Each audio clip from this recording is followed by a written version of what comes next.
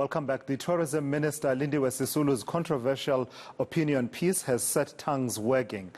She slammed the Constitution, saying it has done nothing for the oppressed. Many are condemning the utterances, with some calling for her head.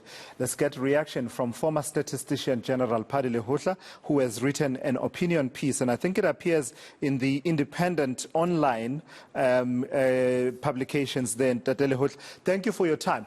Let's start here before we get to the substance of what you are raising, because I really do want to get to the substance of what you are raising. But at a time when the conversation is now about whether or not it was wise for the acting Chief Justice to host a media briefing to respond to that opinion piece, and at a time when the conversation is, so what now? Will Minister Sisulu be held to account by her boss, the President, and others, including Parliament, etc.? The question may very well arise, and Lehohla, that will say, are you jumping to the defense of Lindiwe Sisulu? Are you?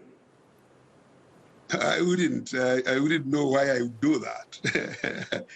I can't bet for her. I'm betting on the issue in my article on matters unemployment, poverty, and inequality.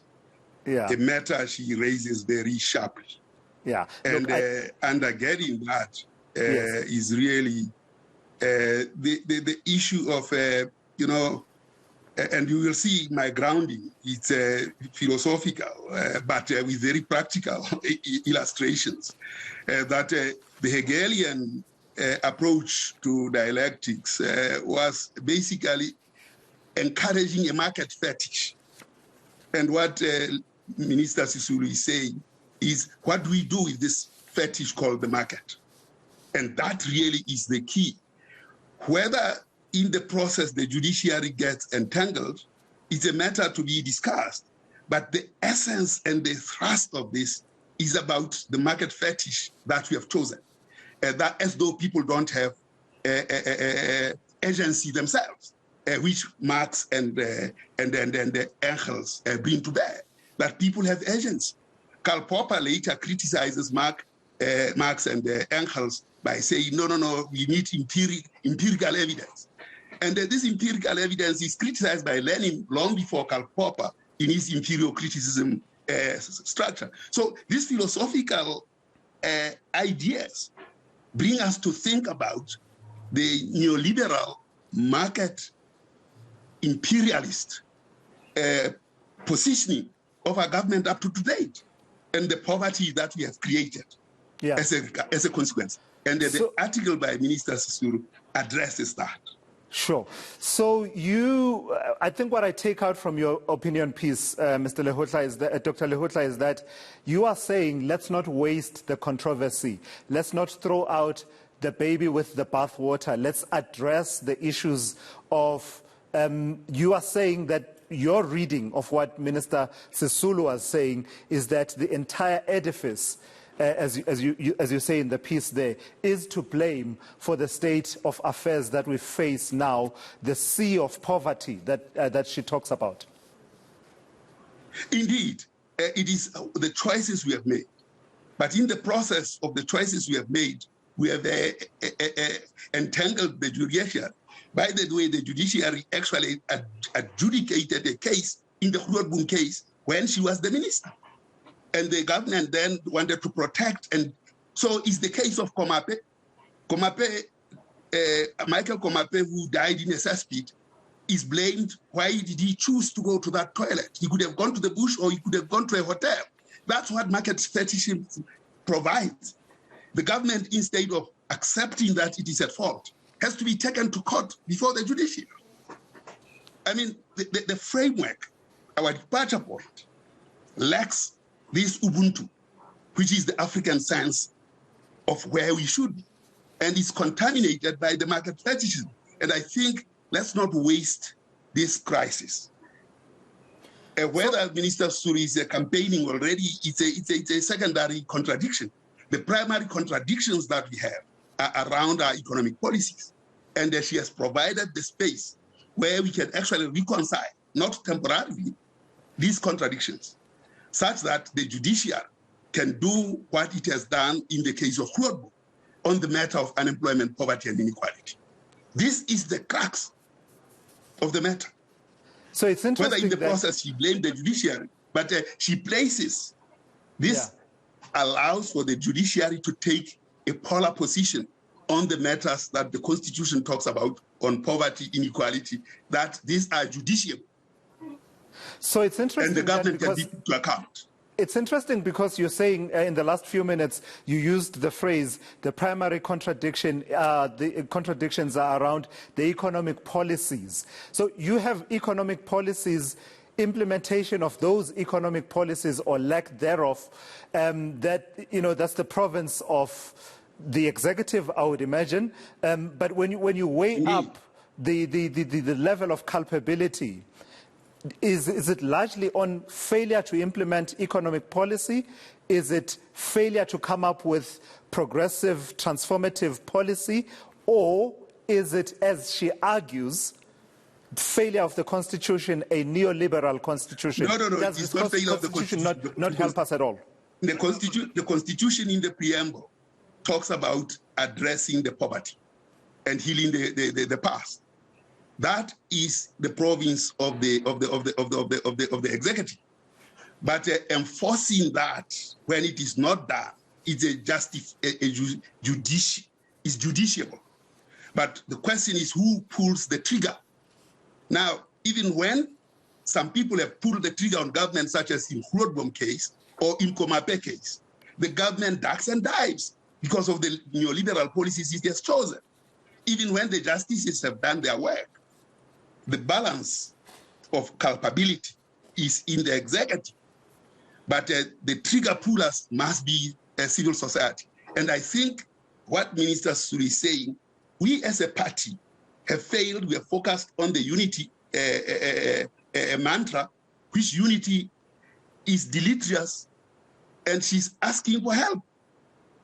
I see a person who is saying, over this period we have failed. She might have spoken in the third person, but she has not unindicted herself with that. She's saying we as the government, as the ruling party, over 7 years from 2011 or 10 years now, they've been on the unity trail, which is absolutely rubbish. So in the process, society suffers. She has opened the space for society to move in and elevate the responsibility of the justices in order to make poverty, unemployment, and inequality as a judiciable scourge. So many of the cases... That's what I see in this.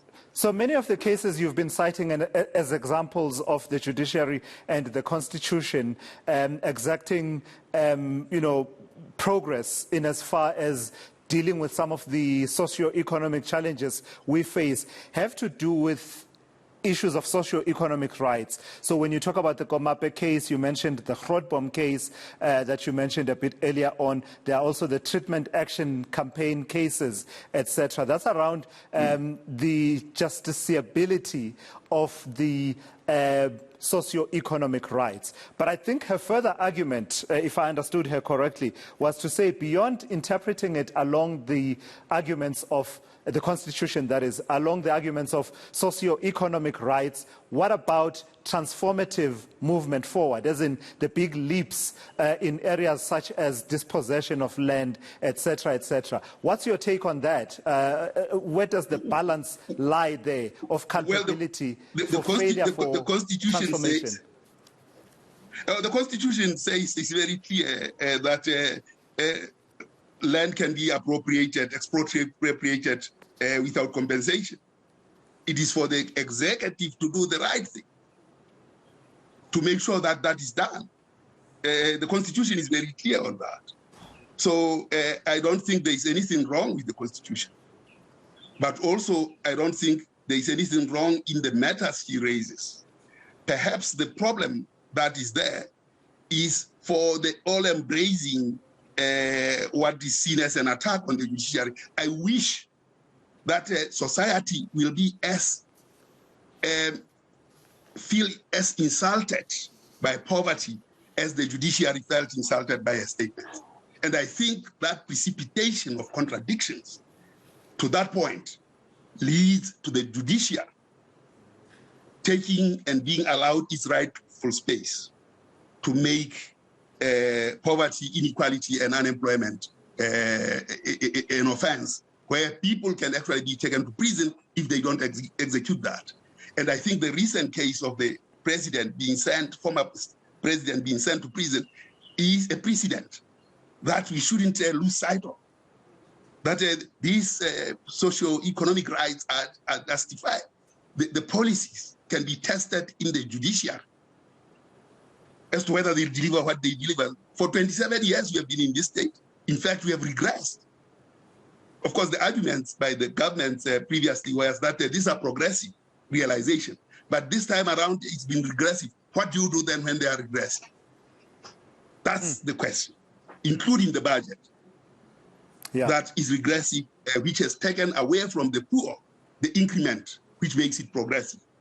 All right, I got you. So I got you loud and clear. This goes straight into the austerity measures of our budgets, and therefore we should watch the state of the nation and the budgets thereafter and say whether these are not matters to be taken to the judiciary.